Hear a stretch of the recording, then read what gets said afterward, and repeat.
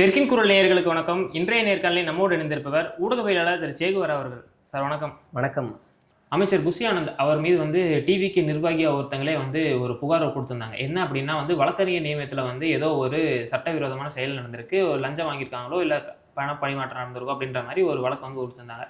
So இதனை அடுத்து அந்த நிர்வாகியை கட்சியிலிருந்து நீக்கியிருக்காங்க. ஸோ இந்த விஷயத்தை எப்படி பார்க்குறீங்க? ஃபஸ்ட்டு அந்த வழக்கறிஞர் நியமனத்தில் ஊழல் நடந்திருக்கு அப்படின்னு சொன்னது திமுக காரணம், அதிமுக காரணம், பாஜக காரணம், இல்லை பொதுமக்களோ யாரும் கிடையாது. சொன்னதே தாவேகா நிர்வாகி, பெண் நிர்வாகி, அதான் மெயின். பெண் நிர்வாகி சொல்லியிருக்கிறாங்க. அதுக்கு அடுத்து நேற்று ஒரு தீர்ப்பு வருது. அந்த தீர்ப்பில் நீதிபதி சொல்கிறாரு, இந்த வழக்கிலிருந்து விஜயும் புஷி ஆனந்தும் விடுவிக்கிறார். நேற்று வந்த தீர்ப்பில் கரெக்டாக இன்றைக்கி காலையில் பெண் நிர்வாகியை கட்சியிலேருந்து தூக்குறாங்க. இது என்ன அநியாயம்? இதுலேயே நமக்கு தெரியும். நேற்று அந்த தீர்ப்பு, இன்றைக்கி அதை தூக்குறாங்க. பொதுவாக நாங்கள் தூய சக்தி, யாராவது ஊழல் வாங்கினா இந்த வாட்ஸ்அப் நம்பர் கம்ப்ளைண்ட் கொடுங்கன்னு சொன்ன இந்த தாவேக அரசு, ஊழல் வாங்குறாங்க தலைவரே, இந்த மாதிரி நடக்குது தலைவரேன்னு புகார் கொடுத்தா இந்த வாங்குறவங்க மேலே நடவடிக்கை எடுக்கலை, புகார் கொடுத்தவங்க மேலே நடவடிக்கை. ஏன்னா வாங்குறதே புஷி ஆனந்த். அவங்க கொடுத்த வழக்கே புஷி ஆனந்த் தான் வாங்குறாருன்னா குற்றச்சாட்டே. அவர் கட்சியில் வர்றதுக்கு முன்னாடி, அரசியல் இந்த அமைச்சராக முன்னாடியே அவருடைய வேலையாக தானே. அப்படி தான் நம்ம வேலை. எல்லாரும் குற்றச்சாட்டுகளே அதானே வச்சாங்க. என் பொண்டாட்டிகிட்டேருந்து இவ்வளோ வாங்கினாருன்னு கமிஷன் ஆஃபீஸில் போய் ஸ்க்ரீன்ஷாட்டாக காமிச்சார் ஒரு ஆள். அப்படி பல குற்றச்சாட்டுகள் நம்ம பார்த்துருக்கோம். அப்போ பாவம் அந்த பொண்ணு இன்றைக்கி எத்தனை வருஷம் அந்த கட்சியில் வேலை செஞ்சாங்களோ எல்லாத்தையும் இழந்து ஏதோ ஒரு ஆட்சிக்கு வந்துட்டோம், நம்ம இனிமேல் ஏதோ செய்வோம் நம்பி இந்த கட்சிக்கு வந்துச்சு. பார்த்தா அதுக்கும் இன்றைக்கி ஆப்படித்து வெளியே அனுப்பிட்டாங்க. அந்த லட்சணத்தில் இந்த கட்சி இருக்குது. கேட்டால் ஊழலை ஒழிக்க போகிறோம், கீழலை ஒழிக்க போகிறோன்னு. இப்போ அடுத்ததாக லாக்அப் டெத் ஒன்று நடந்திருக்கு. அதில் என்ன சொல்கிறாங்க அப்படின்னா அங்கே இருக்கக்கூடிய கைதிகள் தான் இந்த மாதிரி ஒரு சண்டையில் அடித்ததில் இந்த மாதிரி இறந்துட்டாரு அப்படின்ற மாதிரி சொல்லப்படுது. ஸோ இந்த இஷ்யூ எப்படி பார்க்குறீங்க? ஏன்னா இது போலீஸ் லாக்அப் டெத் இல்லைங்கிற மாதிரி கொண்டு போகிறாங்க. இப்போது கைதிகளுக்குள்ளே சண்டை வருதுன்னா அதுக்கு பொறுப்பேற்றுக்க வேண்டியது யார்? அங்கே இருக்கக்கூடிய போலீஸ். ஆமாம். அப்போ யார் மேலே தவறு இருக்குது? ஆனால் அந்த அதிகாரிகள்லாம் அரெஸ்ட் பண்ணப்பட்டிருக்காங்க, நடவடிக்கை எடுக்கப்பட்டிருக்கு. சரி, இப்போ அதே தானே கடந்த ஆட்சியிலையும் நடந்துச்சு. கடந்த ஆட்சியில் விஜய் என்ன எதுக்கெல்லாம் போராட்டம் நடத்தினார் தெரியுமா? சிறுமியை பாலியல் வன்கொடுமை செய்த ஒரு குற்றவாளி, போக்சோ வழக்கில் கைது செய்யப்பட்ட குற்றவாளி, அவன் சிறையில் மரணம் அடையலை, சிறையில் உடல்நிலை சரியில்லாமல் ஆஸ்பத்திரியில் இறக்குறாரு. இந்த மாதிரி பல குற்றவாளிகள் உடல்நிலை சரியில்லாமல், அதில் ஒரு முக்கியமான ஒரு குற்றவாளி ஒரு சைக்கோ மாதிரி, வீடு வீடாக போய் திருடுற குற்றவாளி. ஒரு நாள் ஒரு வீட்டு வாசலில் போய் நின்று வேடிக்கை பார்த்துருக்காரு. இவன் மறுபடியும் திருட வந்துட்டானோன்னு நினச்சி ஊர் மக்கள்லாம் சேர்ந்து அடிச்சிருக்காங்க. அடித்த உடனே போலீஸ் அவரை கூப்பிட்டுட்டு ஆஸ்பத்திரி கூப்பிட்டு போய் ட்ரீட்மெண்ட்லாம் முடிச்சுட்டு சிறையில் வச்சுருக்காங்க. திரும்ப மறுபடியும் உடல்நிலை சரியில்லைன்னு சொல்லி மறுபடியும் ஆஸ்பத்திரி கூப்பிட்டு போயிருக்காங்க, இறந்துருக்காரு. இன்னும் 2-3 குற்றவாளிகளில் மது அடிக்ட் ஆனவங்க. உள்ளே போன உடனே மது எதுவுமே கிடைக்காதனால உடல்நிலை பாதிக்கப்பட்டு மருத்துவமனையில் உயிரிழக்கிறாங்க. இதெல்லாம் இவங்க லாக்அப் டெத்தில் வச்சு தான் விஜய் போராட்டம் நடத்தினார். இப்போ இங்கே நாகர்கோயில்லையும், இப்போ நீங்கள் சொல்கிற புழல்லையுமே, நீங்கள் ஃபஸ்ட்டு நாகர்கோவில் வைங்களேன், அந்த ஆள் ஒரு 5 பேக்கெட் வச்சுருந்தாராம் குட்கா. 120 ரூபா மதிப்புள்ள 5 பேக்கெட் குட்கா வைத்திருந்தார். அப்படின்னா அதுக்கு என்ன தண்டனை, என்ன ஃபைனோ அதை போட்டு அவரை அனுப்பி விட்டுருக்கணும், அவ்வளவுதான். ஆனால் இங்கே 120 கிலோ வச்சுருந்த ஒரு கஞ்சா வச்சுருந்த ஒரு நபர் இருக்கார். அவர் வண்டியை சேசிங்கில் போகிறாப்புல 100 வேகத்தில் போய் போலீஸே திணற நாக்கு தள்ள ஓட விட்டு கடைசியில் வண்டி டிரான்ஸ்ஃபார்மரில் போய் மோதி அரெஸ்ட் ஆகிறாப்புல. வீட்டுக்கு போய் செக் பண்ணால் அங்கே இன்னும் கிலோவாக கிடக்குது. அரெஸ்ட் பண்ணி உள்ளே தூக்கி வைக்கிறாங்க. அர்த்தராத்திரியிலே அவருக்கு பெயில் கிடைக்குது. இங்கே இவருக்கு அர்த்தராத்திரியில் உயிர் போகுது. இதுதான் விஷயம். இவர் ஒரு மாற்றுத்திறனாளி, அடிச்சே இவர் சாகடிக்கப்பட்டிருக்காரு. இப்போ இந்த குற்றவாளியை பொறுத்த வரைக்கும் இந்த பெற்றோர்கள் என்ன சொல்கிறாங்கன்னா, அந்த உறவினர்கள் அவங்க வீட்டில் இருக்கவங்களாம் என்ன சொல்கிறாங்கன்னா, அவன் நல்லா தான் இருந்தான், அப்படியெல்லாம் எதுவும் நடக்காது, இங்கே எதுவும் நடந்திருக்கு அப்படின்னு இவங்க சொல்கிறாங்க. காவலர்கள் சஸ்பெண்ட்னால் உள்ள மோதல் வந்த குற்றவாளி யார் அவரை அடித்தா, என்ன காரணன்றது ஒன்று வரணும்ல, அது எதுவுமே வரலை. அப்போ நாங்கள் ஆட்சியில் இல்லைன்னா நீதி நியாயத்துக்காக எல்லாம் போராடுவோம், ஆட்சிக்கு வந்துட்டா அதெல்லாம் நாங்கள் போராட மாட்டோம். அதுக்கு பேர் எங்கள் மேலே பழி, எங்களை ஆட்சி செய்ய விட மாட்டுறாங்க, எங்களை கஷ்டப்படுத்துகிறாங்க அப்படின்னு ஏமாத்துகிற வேலை இது. ஏன்னா அது டிரான்ஸ்பரன்சி இல்லையோ. ஏன்னா இப்போ அஜித்குமார் கேஸாகவே எடுத்துட்டாலும் அதில் யார் போலீஸ்க்கு கம்ப்ளைண்ட் கொடுத்தா, எந்த போலீஸ் நடவடிக்கை எடுக்க சொன்னாங்க, இதில் என்ன நடந்திருக்கு, பின்னணி என்ன, இப்படிங்கிற ஒரு விஷயம் வெளியே தெரிஞ்சிச்சு. இப்போ இங்கே ஒரு டெத் நடந்திருக்கு, ஆனால் கைதிகள் தான் அடிச்சிட்டாங்கன்றாங்க. ஆனால் என்ன இஷ்யூ, எதற்காக யார் என்னங்கிற ஒரு வெளிப்படைத்தன்மையே இல்லை. ஆமாம். ஆனா இவங்க வந்து டிரான்ஸ்பர் கவர்னன்சி தான் நடத்துவேன் அப்படின்னு சொல்லி விஜய் அவர்கள் பொறுப்பேற்கும் இவங்க போது ஒரு விஷயம் சொன்னாங்க. பைத்தியம்னா யாரு தெரியுமா? இவங்க தான். நீங்க வந்து கரூர் விவகாரத்துல எங்களுக்கு சிபிஐ வழக்கு வேணும், டெல்லி தான் வேணும்னு அடம் பிடிச்சு சிபிஐ வழக்கு வாங்குனாங்க. அதே லாக்அப் டெத் விஷயத்துல வந்து திமுக அரசாங்கம் அடுத்தடுத்த நாள் சிபிஐக்கு இந்த வழக்கை மாத்தினதுக்கு அப்புறமா எதுக்கு சிபிஐக்கு மாத்துனீங்க? உங்களுக்கும் பாஜகவும் கூட்டான்னு கேட்டாங்க இந்த லூசுங்க. இன்னைக்கு இந்த நாகர்கோவில் விஷயத்துல என்ன நடந்ததுன்னு இப்போ வரைக்கும் தெரிய மாட்டேங்குது. எப்படி நடந்துச்சுன்னு தெரிய மாட்டேங்குது. அந்த அந்த ஜெயராஜ் பினிக்ஸ் வழக்கில் கூட என்னென்ன நடந்துச்சுன்னு அடுத்தடுத்த அப்டேட் வந்துச்சு. அப்படி அடுத்தடுத்து என்ன நடந்துச்சுன்னு வந்துச்சு. முக்கியமாக இந்த ஸ்டேஷன்லேயே இருக்க ஒரு பெண் காவலரே விக்டிமாக மாறி நமக்கு தகவலாம் வந்து சாட்சியாக மாறினாங்க. ஆனால் இங்கே என்ன நடந்துச்சுன்னே தெரியல. யார் கைது செய்யப்படுறா, யார் வழக்கு, எதுவுமே புரிய மாட்டேங்குது. அப்படியே மூடி மறைக்கப்பட்ட ஒரு ஒரு விவகாரமாகவே இருக்குது. அதை மறைக்கிறதுக்காகவே அடுத்தடுத்த விஷயத்தை இவங்க அப்படியே தூண்டி விடுறாங்க. அப்படியே சொந்த கட்சியவே நாங்கள் நடவடிக்கை எடுத்துட்டோம், விஜய் நான் படிக்கட்டில் இறங்கி ஓடியாடுறாரு பாருங்க, என்ன வயசு பாருங்க அப்படின்னு அப்படியே மாத்துறது. இப்போ இந்த புழல் விவகாரம்லாம் தலையை சுற்றுது. என்னடா அது நமக்கு அடுத்தடுத்த பிரச்சனைகள் வந்துக்கிட்டே இருக்குன்னு ஆட்சியவே நடத்த முடியாத அளவுக்கு அவருடைய ஃபேஸ் ரியாக்ஷன்லாம் மாறி போனதை நம்மளால் பார்க்க முடியுது. ரொம்ப வாடி போயிருக்காரு. என்னடா இதுதான் அரசியலா, இதுதான் அரசியல் சூடா, இதுதான் இந்த சீட்டுக்கான பவரா, இது நம்ம நடத்த முடியலையேன்னு திணற அளவுக்கு அவருக்கு இந்த ப்ரெஷர் கொடுக்க ஆரம்பிச்சிருக்கு. அப்படி தான் இருக்கும். சமாளிச்சா ஆகணும் ஆட்சிக்கு வந்துட்டா. இப்போ அடுத்தா வந்து விஜய் அவர்கள் டிவிகே பற்றி வந்து நிறைய விஷயங்கள் வந்து செய்யாததையுமே வந்து விஜய் அவர்கள் செஞ்சுட்டாரு அப்படின்ற மாதிரி வந்து நேஷனல் லெவலில் வந்து நிறைய பேர் வந்து ஸ்ப்ரெட் பண்ணிட்டு இருக்காங்க ஃபேக் நியூஸ் அப்படின்ற மாதிரி சொல்கிறாங்க. ஆமாம். அதை வந்து ஒரு முக்கியமான ஒரு ஆங்கில ஊடகம் வந்து இதை டெய்லியும் ஒரு வீடியோவை போடுறாங்க. இந்த மாதிரி வந்து இப்போ ஜனதா காக்ரோச் பார்ட்டி நடத்துகிற ப்ரொட்டஸ்ட்டு கூட விஜய் அவர்கள் போயிருக்காரு, ஆதரவு கொடுத்துருக்காரு அப்படின்ற மாதிரி எல்லாம் ஃபேக் நியூஸ் ஸ்ப்ரெட் பண்ணுறாங்க அப்படின்ற மாதிரி சொல்லிட்டு வராங்க. ஸோ இந்த இஷ்யூ எப்படி பார்க்குறீங்க? நான் வந்து எக்ஸ்க்ளூசிவாக ஏற்கனவே ஆட்சிக்கு வந்தப்போவே இந்த ரூட் மாஃபியா வந்து என்னென்னலாம் பண்ணுறாங்க, வட மாநிலங்களில் இருக்க ஆர்எஸ்எஸ் பேஜ், இந்துத்துவா பேஜுகளை விலை கொடுத்து வாங்கி விஜய்க்கு ப்ரமோட் பண்ணுறத ஒரு எக்ஸ்க்ளூசிவாக 2 வீடியோ போட்டேன். இப்போ மறுபடியும் சில வீடியோக்கள் எடுத்திருக்கேன்.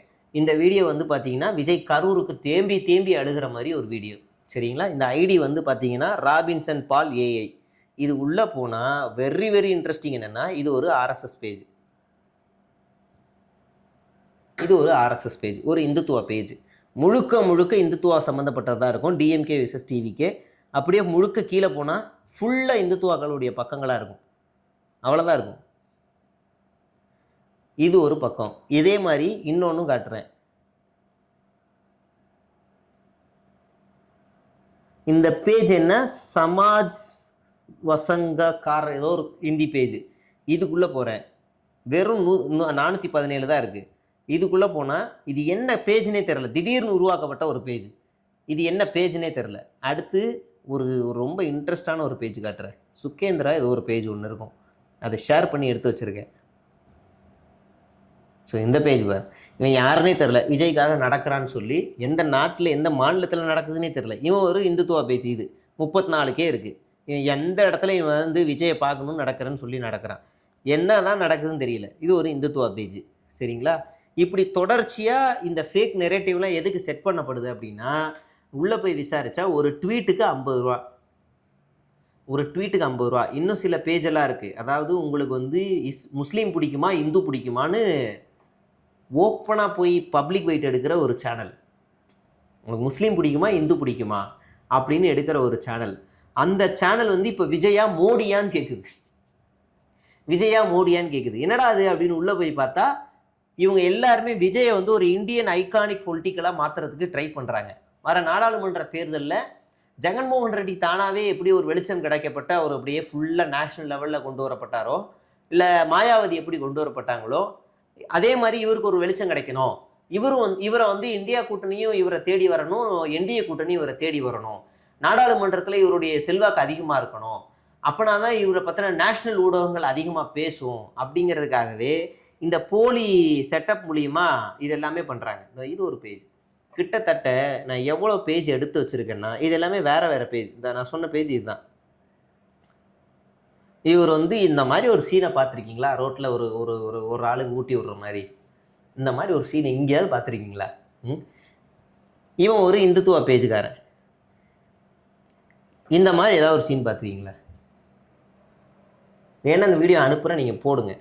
என்னமோ ஏஐலேயே அப்படியே விஜய் நான் எல்லாத்தையும் மாற்றின மாதிரி இப்படியே பல கிட்டத்தட்ட ஒரு 200-300 ஐடிக்களை நான் எடுத்து வச்சுருக்கேன். இது வந்து திட்டமிட்டு ஒரு பரப்புற ஒரு நரேட்டிவ் தான். எனக்கு தெரிஞ்ச அந்த ஆங்கில ஊடகங்களை முடிச்சு விட்ருவாங்க. இதே மாதிரி அவங்க தொடர்ந்து அம்பலப்படுத்துனாங்கன்னா, இது வந்து நம்ம உள்ளே போய் ஒரு ஒரு இந்திக்காரன்ட்ட போய் சும்மா அப்படி பேச்சு போட்டால் ஒரு ட்வீட்டுக்கு 50 ரூபா வருது. எப்படி வரும்? ஜிபேலேருந்து வருமானா, நம்ம ஜிபேவோட கியூஆர் கோடை அனுப்பிச்சா போதும். லிங்க், அதாவது ஒரு டெலிகிராம் குரூப். அந்த டெலிகிராம் குரூப்பில் இவன் ரீல்ஸ் போட்டதுக்கப்புறமா ரீல்ஸ் லிங்க் வந்து அந்த டெலிகிராம் குரூப்பில் போடணும். போட்டதுக்கப்புறமா அவன் வந்து கியூஆர் கோடோட ஸ்க்ரீன்ஷாட்டை அவன் அனுப்பணும். அவங்க வந்து அங்கேருந்து அந்த கியூஆர் கோடை ஸ்கேன் பண்ணி 50 ரூபா அனுப்புவாங்க. இப்போ இவன் வந்து மொத்தமாக ஒரு நாளைக்கு 4 வீடியோ 5 வீடியோ போட்டுருவான். 250 ரூபான்றதுலாம் அவனுக்கு பெரிய காசு. ஒரு நாள் சம்பளம் போதும், அவ்வளோதான். 250 ரூபாலாம் வந்துருச்சுன்னா பெரிய காசு. 5 ரீலை அரை மணி நேரத்தில் போட்டு டக்குன்னு அங்கே போய் உட்காந்து அந்த டெலிகிராம் குரூப்பில் காசை போட்டு வாங்கிட்டு அவன் போய் செட்டில் ஆகிருப்பான். நாங்கள் சும்மா கேட்டோம், நான் போட்டேன் எனக்கு அமௌண்ட்டே வரல, உனக்கு வந்துச்சான்னு சும்மா அப்படி கேட்டோம். நெய் பையா அது ஏதோ ஒன்றுமோ அமிச்சான். அதை மறுபடியும் காப்பி பண்ணி ChatGPTயில் போட்டால், நான் லாஸ்ட் வீக் போட்டது எல்லா வீடியோக்கும் வந்துருச்சு, இன்னும் ஒரு 4-5 வீடியோக்கு வரணும், எனக்கு பெர் வீடியோக்கு உங்களுக்கு எவ்வளோ தராங்க, எனக்கு 100 தராங்கன்னு. உடனே 50 தான் தராங்கன்னா, சூப்பர், ஓகே போதும். அப்போ இது வந்து காசை கொடுத்து செட் பண்ணப்படுறது. நீங்கள் வந்து இதில் ஏஐலாம் பண்ணிங்கன்னா உங்களுக்கு 100 ரூபா வரும். மேனுவலாக பண்ணிங்கன்னா 50 ரூபா வரும். ஏஐலாம் க்ரியேட் பண்ணிங்கன்னா உங்களுக்கு ஓகே, உங்களுக்கு வந்து அந்த இதெல்லாம் தெரியுது, எந்த டெக்ஸ்ட் போட்டால் வரும்னு தெரியுது, அப்படின்னா அதுக்கு தனி அமௌண்ட்டு. இது எல்லாமே இங்கே இருந்த ஒரு டீம் தான் இயக்குது. அது எந்த டீமுன்ற நம்மளால் வந்து கண்டுபிடிக்க முடியல. ஆனால் இங்கே இருந்தால் காசும் எல்லாருக்கும் போகுது. பக்காவாக நார்த் இந்தியா ஃபுல். எவனுக்கு என்ன அவசியம்? அவன் மாநிலத்தில் அவன் அரசியல் தலைவரை பற்றி பேசுகிறதுக்கே அவனுக்கு நேரம் இல்லை.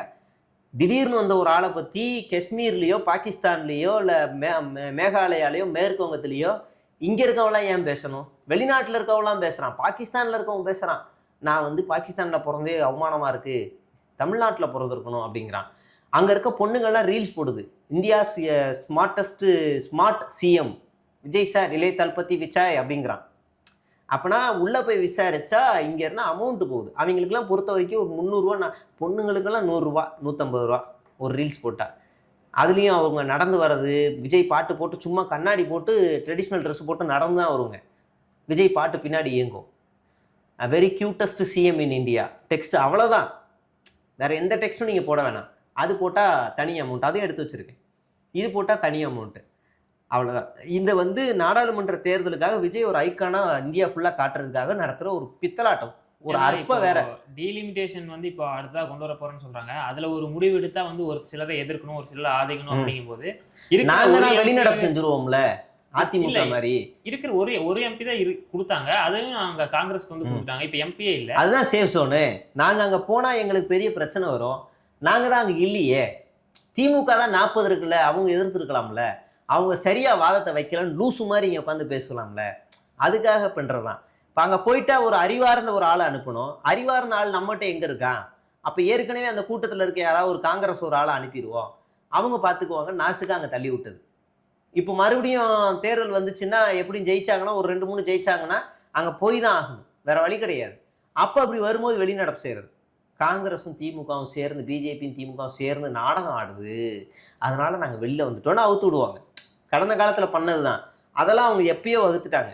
இப்போ இவங்களோட ஸ்டாண்டு என்னவா இருக்கும்னா, நவீன் பட்நாயக் மாதிரி, இல்லைன்னா சந்திரபாபு நாயுடு மாதிரி, இல்லைன்னா ஜெகன்மோகன் ரெட்டி மாதிரி, எந்த பக்கமும் இல்லாமல் ஒரு நியூட்ரல் பேஸில் வண்டியை ஓட்டிட்டு போகலாம் அப்படின்றது தான் அவங்களோட ஸ்டாண்டு. அதனால் இவங்க என்டிஏக்கும் போக மாட்டாங்க, காங்கிரஸுக்கும் போக மாட்டாங்க. மாநில அளவில் எங்களுடைய இதான் எங்கள் நிலைப்பாடு, நாங்கள் பாஜக எதிர்ப்பு தான் அப்படின்னு காட்டிக்கிறதா எங்களோட வேலை. ஆனால் எதிர்க்கலாம் மாட்டாங்க. இப்போ அனிதா ராதாகிருஷ்ணன் அவர் வந்து நேற்றைக்கு பேசும்போது ஒரு விஷயம் சொல்றாரு. என்ன அப்படின்னா, விஜய் அவர்கள் வந்து அதிமுகவை அழிக்க பார்க்குறாரு, ஆனால் அதிமுகவை எந்த கொம்பனாலையும் அழிக்க முடியாதுன்னு சொல்லிட்டு திமுகவை சேர்ந்த அனிதா ராதாகிருஷ்ணன் பேச வேண்டிய தேவை எங்கேருந்து வருது? ஏன்னா அதிமுகவோட இன்னைக்கும் பல கிராமங்களுக்கு போனால் எம்ஜிஆர் இருக்காரு, ஜெயலலிதா அம்மா இருக்காங்கன்னு நினச்சிக்கிட்டு இருக்கிற ஆளுங்களாம் இருக்காங்க. அவங்க வந்து எடப்பாடி பழனிசாமிக்கு ஓட்டு போடுறாங்களோ இல்லையா, ரெட்டைலைக்கு ஓட்டு போடுவாங்க. அந்த சின்னம் தான் அவங்களுக்கு ரொம்ப சென்டிமெண்ட்டாக டச்சான ஒரு சின்னம். அது என்னமோ சொல்லுவாங்களே, அந்த இயக்கத்துக்கு பேர் மக்களின் ஏதோ ஒரு சொல்லுவாங்க, மக்களால் இயக்கமாக ஏதோ ஒன்று சொல்லுவாங்க. அது வந்து டிஃபால்ட்டாகவே அது உதயசூரியனுக்குமே இருக்கிற ஒரு அம்சம்தான். நீங்கள் ஸ்டாலினுக்கோ உதயநிதிக்கோ இல்லை கலைஞருக்கோ இருக்குதுன்னு வச்சுக்கோங்களேன். அதை தாண்டி உதயசூரியன் அப்படின்ற ஒரு சென்டிமெண்ட் சின்னம் இருக்குல்ல. நாங்கள் தலைமுறையாக திமுக, நாங்கள் தலைமுறையாக 7 பரம்பரையாக நாங்கள் வந்து அதிமுக, அப்படி அதுலேயே போடக்கூடிய அந்த ஆள் அந்த இது இருக்குல்ல, அவ்வளோ சீக்கிரம் அந்த ரெட்டையிலை சின்னத்தை வந்து முடக்க முடியாது. அதுலேருந்து அவர் அவனை சொல்கிறாரு. ஆனால் அதிமுக வந்து அழியணுமா அழியக்கூடாதாங்கிறது வந்து எடப்பாடி கையில் தான் இருக்குது. எடப்பாடி இன்னும் ஃபோர்ஸபுளாக இப்போ இருக்க காலகட்டத்துக்கு ஏற்ற மாதிரி அரசியலை நகர்த்தாமல் அவர் வந்து கை நகர்த்த முடியாது. திமுக வந்து தாவேக்காவை அண்டர் எஸ்டிமேட் பண்ணிருச்சு. ஆனால் இன்னைக்கு வந்து அவங்க சோர்ந்து போகலை, தொடர்ந்து ஆக்டிவாக இருக்காங்க, ஒரு எதிர்க்கட்சியாகவே செயல்பட்டுக்கிட்டே இருக்காங்க. ஆனால் எடப்பாடி பழனிசாமி தன்னுடைய கட்சியை காப்பாற்றிக்கிறதுலே பெரிய பங்காற்ற வேண்டியதாக இருக்குது. கூட இருக்கிற எல்லாரும் அடுத்தடுத்து போகிறாங்க. ஆனாலும் அவர் கொஞ்சம் பிடிவாதமாக இருக்காப்புல. ஆனால் அதை தாண்டி அவர் நிறைய செய்யணும்னு இருக்குல்ல. அதனால் அவர் வந்து அந்த கட்சியை அப்படி பார்த்து சொல்கிறாரு. இப்போ நீங்கள் அதை நாம் தமிழரை நோக்கி சொல்ல முடியாது, பாஜகவை நோக்கி சொல்ல முடியாது. ஏன்னா அவங்களுக்கு பெரிய வாக்கு வங்கிலாம் கிடையாது. அதிமுக அழிக்கணும்னு நினச்சா குறைஞ்சபட்சம் ஒரு 20 வருஷம் 4 தேர்தலாவது தேவைப்படும். ஏன்னா அதே போல் வந்து அதிமுகவை சேர்ந்த முக்கிய முன்னாள் அமைச்சர் அவரும் என்ன சொல்றாரு அப்படின்னு பார்த்தோம்னா, ஸ்டாலின் அவர்கள் நினைச்சா இந்த ஆட்சி உடனே கவுந்துரும், ஸ்டாலின் கோவப்பட்டாருன்னா இந்த ஆட்சி இது வந்து தேவையில்லாத ஸ்டேட்மெண்ட். இது வந்து என்னன்னா, குதிரை பேரம் நடத்துறாங்க திமுகன்னு சொல்றாங்க. என்ன ஆதாரம் இருக்குன்னு கேட்குறாங்க நீதிமன்றம். இல்லை அப்படி தகவல் வந்துச்சுங்கிறாங்க. அதான் என்ன ஆதாரம் இருக்கு, இல்லை தகவல் வந்துச்சுங்கிறாங்க. அப்போ உடனே செந்தில் பாலாஜியோட வழக்குல இருந்து அவர் விடுவிக்கப்படுறாரு. எந்த ஆதாரமும் இல்லாமல் இவங்க கைது பண்ணப்படுறாங்க. எந்த ஆதாரமும் கைது பண்றாங்க. ஆனால் வைகோ ஓப்பன் மேடையில் பேசுறாரு. இவர் இந்த எம்ஆர் விஜயபாஸ்கர் சொல்றாரு, ஓப்பனாக சொல்றாரு, எங்களை வந்து அப்ரோச் பண்ணாங்கன்றாரு. இன்னொரு பக்கம் எல்லாம் நம்ம பார்த்துக்கிட்டு இருந்தோம். எஸ்பி வேலுமணிலேருந்து எல்லாம் பேசுகிறதெல்லாம் கவனிச்சுக்கிட்டு இருக்கோம். சோஃபா போகிறது கவனிக்கிறோம், எல்லாமே கவனிச்சுக்கிட்டு தான் இருக்கிறோம். இதெல்லாமே ஆதாரப்பூர்வமாக இருக்குது. இதெல்லாம் தாண்டி டிடி தினகரன் நேரடியாகவே ஒரு புகார் கொடுக்குறாரு. எடப்பாடி பழனிசாமி நேரடியாக ஒரு புகார் கொடுக்குறாரு. காருக்குள்ள வச்சு கையெழுத்து வாங்கின வீடியோ வைரல் ஆகுது. இவ்வளவும் நடக்குது. இவ்வளவும் நடந்துகிட்டு இருக்கும்போது இந்த பக்கம் எந்த வழக்குமே தொடரப்படலை. ஆதாரமே இல்லாத வழக்கு நீங்கள் தொடரப்படுது. அப்படின்னும் போது இங்கே ஒரு ஆள் வந்து இப்படி சொல்கிறாருன்னா, இந்த ஆட்சியை கவிழ்க்கிற முழு அதிகாரம் பாஜகட்ட தான் இருக்குது, கவர்னர்கிட்ட தான் இருக்குது, ஆளுநர்கிட்ட தான் இருக்குது. அப்போ அவங்க தான் கவிழ்க்கணும். அப்போ அவங்க கவிழ்த்தாங்கன்னா இந்த பேர் யாருக்கு வரும்? இங்கே போகும். அந்த வேலையை தான் இவங்க பார்க்குறாங்க. இது வந்து தேவையில்லாத வேலை. இது இப்போ வரைக்கும் இந்த சைடு எந்த பேரமும் நடந்த மாதிரி இல்லை. நீங்கள் ஒன்றே ஒன்று சொல்லுங்கள், ஒரு லாஜிக் படி திமுக எம்எல்ஏ விலைக்கு வாங்குதுன்னே வச்சுக்குவோம். நல்ல எம்எல்ஏ தானே விலைக்கு வாங்குவோம். ஒரு பொண்ணை காருக்குள்ள கூட்டு பாலியல் வன்கொடுமை செய்த 2 பாலியல் குற்றவாளி பொறுக்கி, அந்த பொறுக்கிகளுக்கு அடையாளம் கொடுத்த ஒரு எம்எல்ஏ, அடைக்கலம் கொடுத்த ஒரு எம்எல்ஏ, அந்த எம்எல்ஏட்ட போய் அந்த எம்எல்ஏ மேலே இப்போ வரைக்கும் அந்த பொண்ணு குற்றச்சாட்டுகளை வச்சுக்கிட்டு இருக்கு. அந்த எம்எல்ஏ விலைக்கு வாங்குமா? ஒரு பாலியல் குற்றவாளி வழக்கில் இருக்கிற ஆளை பாஜக முதல்ல விலைக்கு வாங்குமா? இல்லை இப்படியான ஆளுங்க வேணா விலைக்கு வாங்கினா அவரை விலைக்கு வாங்குறாங்களாம். அவருக்கு ஒரு போலீஸ் பந்தோபஸ்து கொடுக்குது தாவேக்கா. இதுல இருந்தே தெரிய வேணாம் இதுல என்னடா லாஜிக் இருக்குன்னு தெரிய வேணாம். அப்ப இது என்னன்னா, இங்க ஆட்சியை கவிழ்க்கிற முழு அதிகாரமே ஆளுநர்கிட்டையும் பாஜகவிட்டையும் தான் இருக்கு. அவங்க நினைச்சாதான் இதை கவிழ்க்க முடியும். இப்போ வரைக்கும் சிபிஐ வச்சு வேடிக்கை பார்த்துக்கிட்டே இருக்கு. கரெக்டான நேரத்தில் தூண்டில் போட்டு ஆட்சியை கவிழ்க்கும். கரெக்டான நேரத்தில் அவங்க அதுக்கு தான் வந்து அந்த ஒரு மசோதா இருக்கே, எம்எல்ஏ, எம்சி, அமைச்சர், முதலமைச்சர், எம்பி இவங்களாம் 30 நாள் சிறையில் இருந்தால் பதவி பறிக்கப்படும். அதை நிறைவேற்றிட்டு இங்கே இருக்க தாவேக்காவில் இருக்க ஒரு 10-15 பேர் தூக்கி உள்ளே உட்கார வச்சாங்கன்னா இவங்களுக்கு மெஜாரிட்டி முடிஞ்சு, ஆட்சி கவிழ்ந்துச்சு, ஆளுநர் ஆட்சி முடிஞ்சு. இப்போ யாருக்கு பழி போகும்? திமுக. அதைத்தான் இவர் ராஜேந்திர பாலாஜி விரும்புகிறார். அதுக்காக தான் இவர் இந்த ஸ்டேட்மெண்ட்டை கொடுக்குறாரு. இப்போ வரைக்கும் திமுக என்ன பண்ணுச்சு? ஏதாவது ஒன்று ஆதாரம் இருந்துச்சுன்னா நானும் பேசுகிறேன், ஆமாப்பா பேசியிருக்காங்க, ஆடியோ லீக் ஆகிருக்கு அப்படின்னு நம்ம பேசலாம், வீடியோ லீக் ஆகிருக்குன்னு. எதுவுமே இல்லை.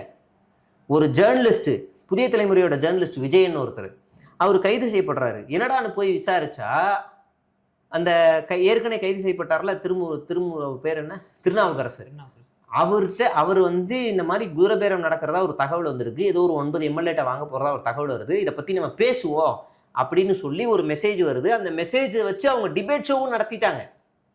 இப்போ நீங்கள் நானும் பேசிக்கிட்டு இருக்கோம். இப்போ திடீர்னு நாளைக்கு வந்து ஒரு தகவல் வருது, திமுகவில் இருக்கிற அமைச்சர் தாவேக்காவுக்கு போகிறாரேயா, முன்னாள் அமைச்சர், அப்போ நம்ம அதை பற்றி பேசிடுவோமான்னு உங்கள் வாட்ஸ்அப்பில் உங்களுக்கு ஒரு மெசேஜ் பண்ணுறேன், வாங்க பேசிடலாம், நீங்கள் கூப்பிடுறீங்க. இது வந்து ஒரு தகவல் அடிப்படையில் பேசுறது, அவ்வளோதான். இதுக்கு காவல்துறை அவர் வந்து இது குதிரை பேரம் லிஸ்ட்டில் வச்சுக்கிட்டு இவர் வந்து விசாரணையும் நடத்துகிறாரு. இது ஊடகங்களுக்கு போடுற ஆமாம் கட்டுப்பாடு இது வந்து. ஆனால் அந்த செய்தி நிறுவனமே அதை கண்டிக்கலை. அதுதான் கொடுமை. அந்த செய்தி நிறுவனமே அதை பற்றி பேசவே இல்லை. அவர் அவ்வளோ பெரிய ஒரு ஐக்கான அந்த புதிய தலைமுறையில் இருக்கார், எதுவுமே பேசலை. ஆனால் சம்மந்தம் இல்லாமல் எல்லா ஊடகங்களும், எல்லா சமூக ஆர்வலர்களும் எல்லாரும் கண்டனம் தெரிவிச்சுக்கிட்டு இருக்காங்க. அவரும் அதை பற்றி வாய் திறக்காமல் இருக்கிறது ஆச்சரியமாக இருக்குது. இதெல்லாமே ஒரு மிரட்டல், அவ்வளோதான். அப்போ இந்த மாதிரி பழியை வந்து போடுறதுக்கான அச்சாணியாக தான் ராஜேந்திர பாலாஜி பேசியிருக்காருன்னு தான் நான் பார்க்குறேன். பார்க்கலாம் சார், நிறைய விஷயம் நம்மளோட பகிர்ந்துட்டீங்க. நன்றி.